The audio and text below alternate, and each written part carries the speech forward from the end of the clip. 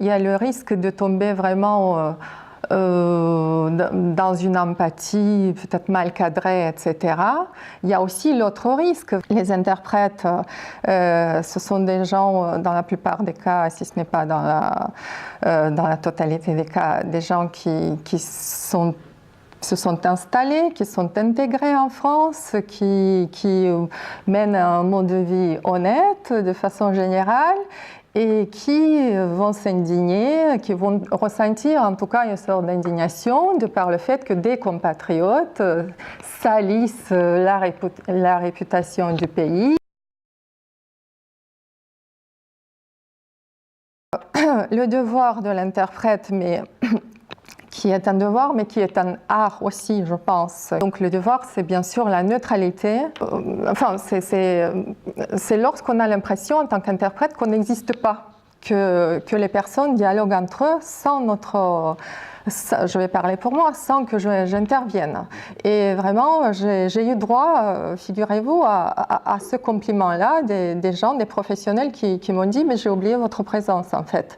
Donc là, pour moi, vraiment, il n'y a pas meilleur compliment.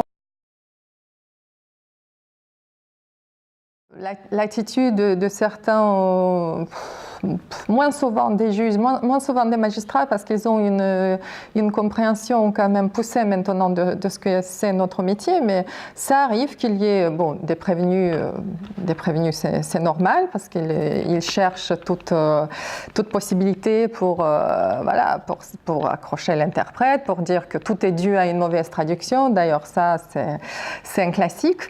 Mais il y a aussi des greffiers, manifestement, qui se disent qu'un interprète doit toujours tout maîtriser, doit toujours tout connaître, il ne doit pas y avoir de failles, ça n'existe pas, alors, ce qui est complètement inimaginable.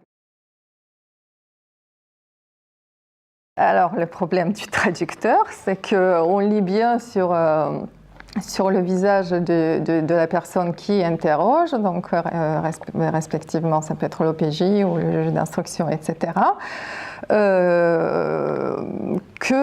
Enfin moi, en tout cas c'est l'impression que j'ai, que cette personne peut s'interroger, est-ce que l'incohérence vient de la traduction ou pas? Donc à ce moment-là, je me sens obligée de faire comprendre, donc en effet, ça ne vient pas de la traduction, que c'est un discours illogique, incohérent, que je suis amenée à traduire. Donc, en effet, des fois, je suis obligée de faire des petits commentaires. C'est une façon, en effet, de maîtriser ses émotions, de lutter contre ses émotions, que de se dire, on est là donc pour rendre l'émotion peut-être de l'autre, pour l'exprimer. Si on se laisse donc entre guillemets abattre, on ne sera pas capable de le faire.